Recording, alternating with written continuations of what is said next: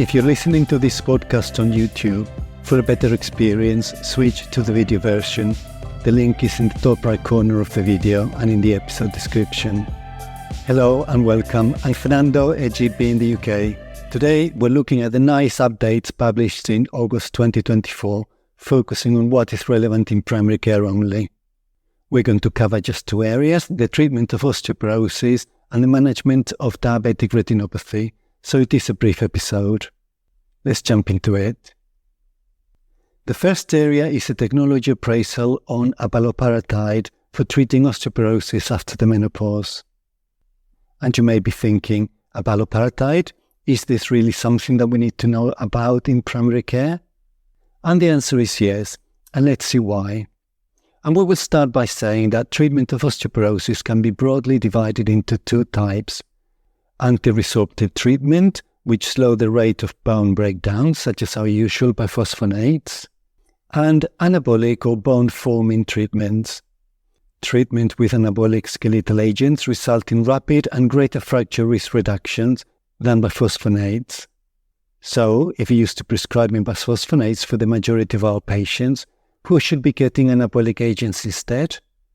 And the guidelines stipulate that people with a very high fracture risk should be referred for the consideration of these agents. According to the National Osteoporosis Guideline Group, very high risk is defined as a FRAX-based fracture probability that exceeds the intervention threshold by 60%. So, looking at this diagram based on FRAX, we can see how patients can fall into the different risk categories depending on their scores. Apart from the patients already in the very high risk of fractures, we should also consider additional clinical risk factors for patients in the high risk category.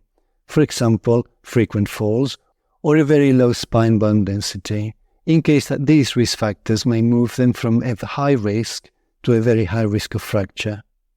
So, in summary, we need to be aware that these anabolic drugs exist and that they are recommended for people with a very high risk of fractures, so that when we see such patients, we refer them appropriately to get these drugs. Existing anabolic treatments are romosozumab and teriparatide, and following this technology appraisal, NICE recommends abaloparatide too.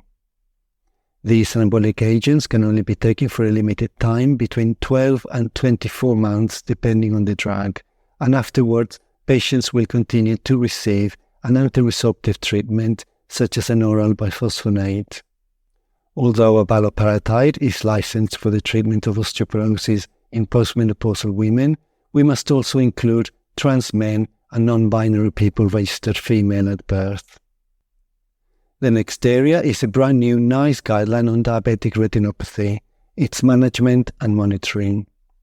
It is mostly aimed at the diabetic retinal screening service and ophthalmologists, but it also covers some areas of diabetic care that affects us in primary care. Let's have a look at it. Firstly, we should always discuss with patients that good long-term diabetic control can have long-term benefits for their vision. Then, the second recommendation refers to the effects on retinopathy of a rapid reduction in HbA1c. This is because there is some, although limited, evidence about the potential risk of worsening retinopathy from treatments that result in a rapid, substantial drop in HbA1c.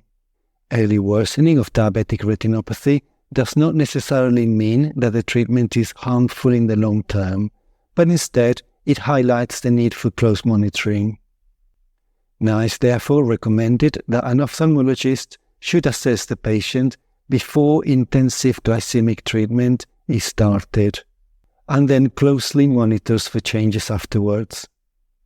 We know that both HbA1c and blood pressure levels can be used to predict the likelihood of retinopathy progression.